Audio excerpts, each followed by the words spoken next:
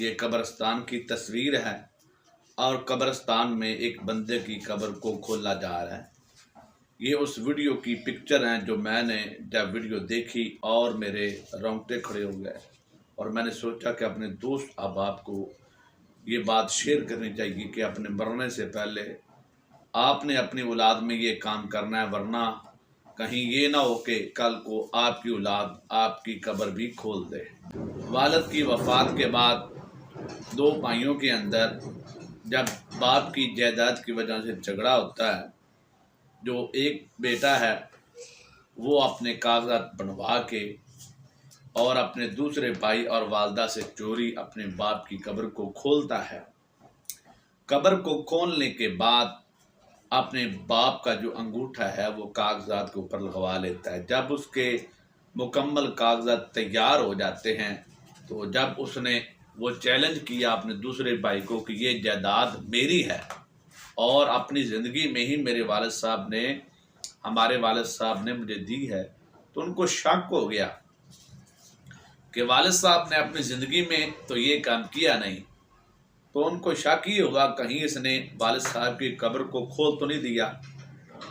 پہلے اس نے کاغذات کے اوپر انگوٹھا لگوانے کے لیے باپ کی قبر کو کھولا، چوری، ایک ظلم پہلے نے کیا۔ دوسرا جو بیٹا تھا مرنے والے کا، اس نے اپنی والدہ کو بتایا اور اپنی برادری کو اکٹھا کیا، پورے محلے میں شور مچایا کہ ہم نے اب تصدیق کرنی ہے کہ آیا اس نے انگوٹھا لگوایا ہے تو میرا مرنے والا باپ، اس کے انگوٹھے کے اوپر سیاہی موجود ہوگی۔ پھر اس کی قبر کشائی دوبارہ کی گئی، دوسرے بیٹے نے کروائی۔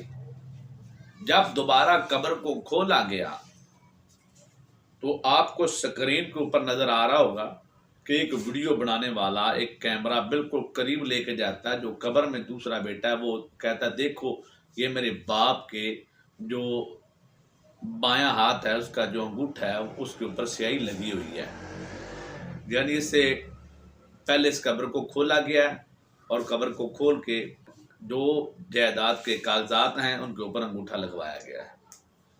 میرے پیارے بھائیوں، مرنے کے بعد باپ کو اولاد کی دعاؤں کی ضرورت ہوتی ہے، تو آج ہماری جو اولادیں ہیں وہ کیا کر رہی ہیں؟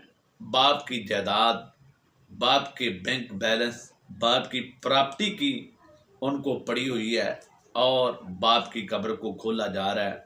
باپ کے لیے نماز کے اندر، نماز کے بعد، اور باپ کے مال، باپ کی جو بقیہ جائیداد ہے، چاہیے تو یہ تھا کہ باپ کے مال میں سے اس کے نام کا خرچ کیا جاتا تاکہ اس کو قبر میں سکون ملتا۔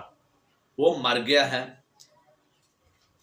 اس کی قبر کی زندگی کو بھی ان دونوں نوجوانوں نے خراب کر دیا۔ تو دعا کریں اللہ تعالی ہماری اولاد ایسی نہ ہو۔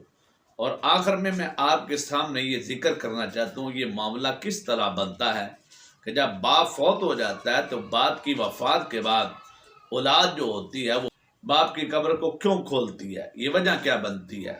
جب اولاد کے درمیان صحیح جائیداد کی تقسیم نہیں کی جاتی، ایک زیادہ پیار کرنے والا یا جس کو آپ پیارا سمجھتے ہیں اس کو زیادہ جائیداد دے دی جاتی ہے، اور جو آپ کا خیال نہیں کرتا حالانکہ وہ تو برابر کا شریک ہے باپ کی جائیداد میں سے، تو اس کو یا تو وہ چیز دی جاتی ہے جو اتنی زیادہ اچھی نہیں ہوتی۔ تو جب باپ فوت ہو جاتا ہے تو پھر باپ کی وفات کے بعد یہ معاملات کھڑے ہو جاتے ہیں۔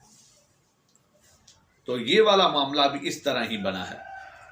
تو جائیداد کی تقسیم کرنے کے حوالے سے دو باتیں شریعت میں ملتی ہیں۔ اگر تو بندہ اپنی زندگی میں جائیداد تقسیم کرنا چاہتا ہے، بیٹیاں ہیں، بیٹے ہیں، تو پھر وہ برابر بطور گفٹ دے گا، یعنی بیٹی نصف میں ہے، لیکن زندگی میں اگر بندہ اپنی جائیداد اولاد میں تقسیم کر رہا ہے تو پھر نصف نہیں، بیٹی کو بھی پورا ملے گا، بیٹے کو بھی پورا ملے گا۔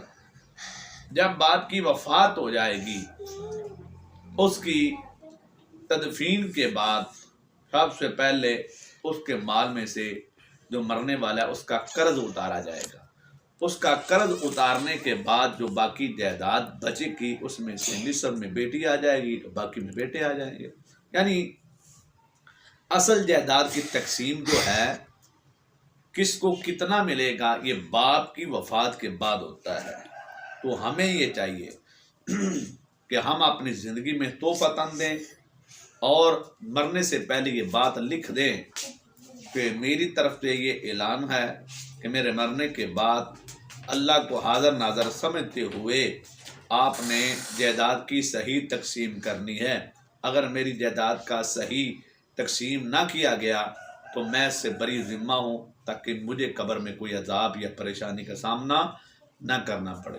تو میں امید کرتا ہوں کہ آپ ان معاملات کو مد نظر رکھیں گے اور اپنی اولاد کے درمیان صحیح جائیداد کی تقسیم کریں گے۔ اپنی نیک دعاؤں میں اپنے بھائی کو یاد رکھیے گا، اپنا بہت سارا خیال رکھیے گا۔ السلام علیکم۔